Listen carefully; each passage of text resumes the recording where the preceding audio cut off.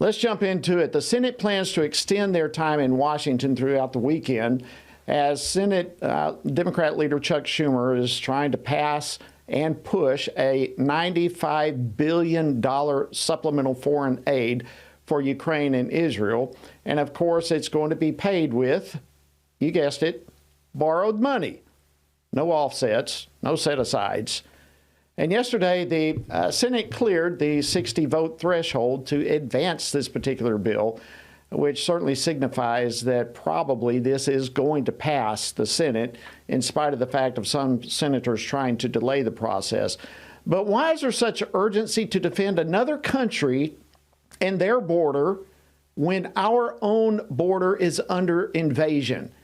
And if the Senate does pass this spending bill, when it comes over to the House of Representatives, what can we expect there? Well, joining me now to discuss this is Congressman Andy Biggs. He serves on the House Judiciary Committee and the Oversight Committee. He represents the 5th District of the great state of Arizona. Congressman Biggs, always great to see you. Welcome back to Washington Watch.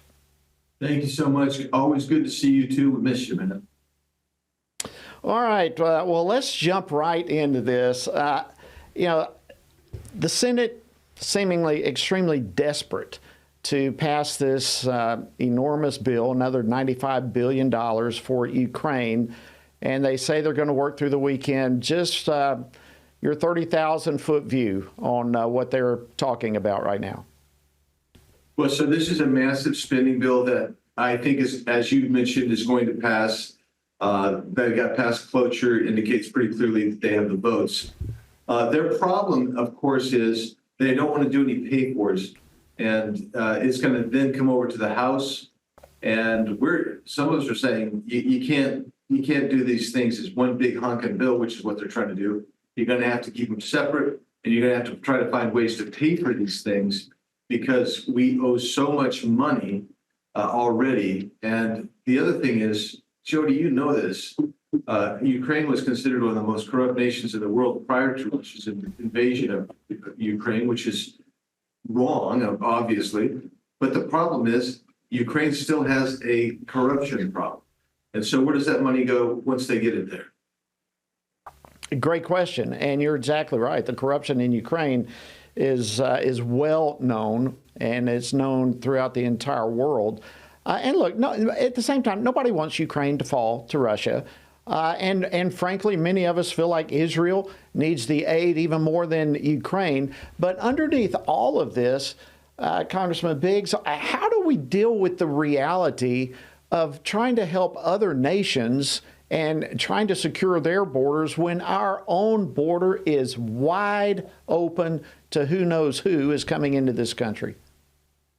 Well, I think that's an immoral play. I think that anti-American Democrats really want to keep our border open and send our money elsewhere. And so when you look at it, we did a good thing. The best thing that Mike Johnson did as Speaker was to pass an Israel funding supplemental and make sure we could pay for it, find money somewhere else in the budget to pay for that without having to borrow it. That's a good thing. In the meantime, we have got to say no more money, not just on the Ukraine issue, but on the Green New Deal stuff. No more money to UNRWA, which is funding Hamas in Israel.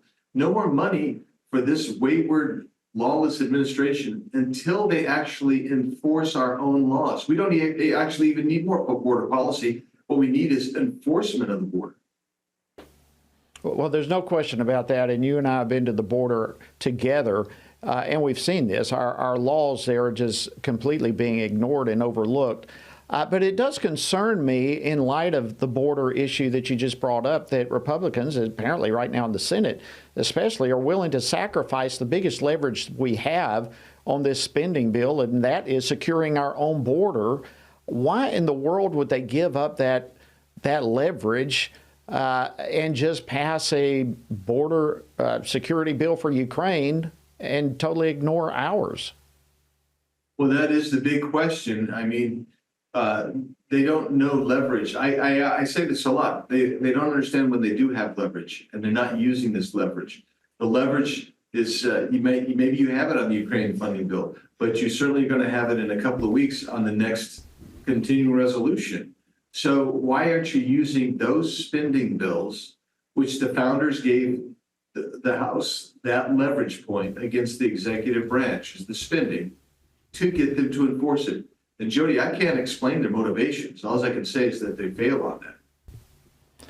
Yeah, I can't explain it either. I was hoping you'd be able to give us some sort of insight. It just seems like we waste opportunities by doing away with points of leverage that we have. And our own border seems to me to be the biggest leverage point that we have. Wrapping up, final question for you. Obviously, we have an extremely razor-thin majority in the House. And not everyone not all Republicans agree on the tactics. But what do you anticipate happening in the House when this spending bill comes over?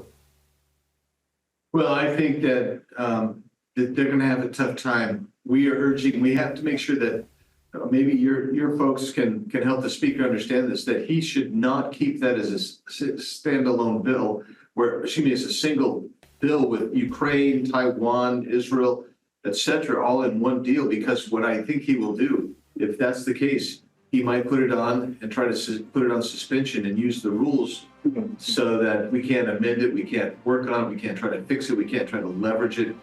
And if that happens, it's just going to be more money to Ukraine that we simply don't know where it's going. And don't forget, we're doing things like paying for their government, their retirement system, providing seeds and subsidies to their farmers.